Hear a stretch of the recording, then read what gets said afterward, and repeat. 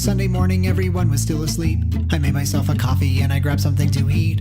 I was kind of bored because I had no one to talk to, so then I put on my shoes and went out for a walk. The sun was coming up, a misty rain began to fall. I took a moment to take in the beauty of it all. With a sudden flash of light, a rainbow formed across the sky. I stood in awe of what I saw when something caught my eye. It was a tiny person who was running through a field, carrying a pot of gold the rainbow had revealed. And as he ran, he left behind a flaky trail up on the ground. I followed it, which led me to his town. As he sang la la la la la la la la la la la la la la.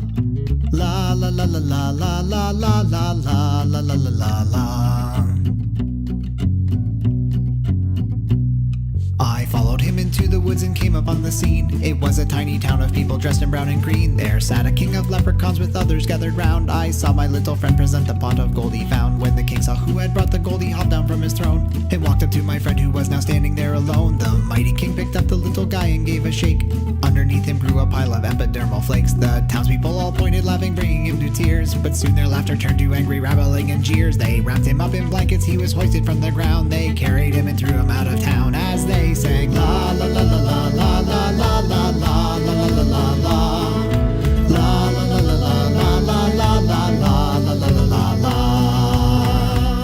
I've never seen a creature like the little leper leprechaun. The townspeople convicted him because the skin afflicted him. I've never seen a creature like the little leper leprechaun, abandoned by his friends. Now he's looking for revenge. The little guy got up and brushed the dust off of his clothes. His hair was quite disheveled and he had a bloody nose. He had a determined look of fury on his face. He cracked a crooked smile as his thoughts began to race. He quickly put his plan to work and headed for the town, and started creeping up to where the king had shook him down. He silently snuck up to find that flaky pile of skin. He brought along a pot and started shoveling it in. And then while the townspeople assembled for a feast, he added to the pot some sugar, flour, eggs, and yeast. He mixed up the batter and then formed it into shapes. He baked them in the oven into itty-bitty cakes. He placed the finished product in a basket with a bow and snuck back to the village, making sure no one would know. He held up the basket, making sure to hide his face, and when no one was looking on the table it was placed. Someone took it and they started passing it around. There was enough dessert for every person in the town. The little leper looked upon them beaming with delight, and he watched them as they finished every bite. As they sang la la la la la la la la la la la la la la. La la la la la la la la la la la la la la. Yeah, they were eating pieces of the little leper leprechaun. They may taste like Lucky Charms, but those are pieces of his arms. I've never met a creature like the little leper leprechaun. You turn them into cannibals, you filthy little animal. When they were finished eating, all the townspeople stood up. My little friend tried to escape but found that he was stuck.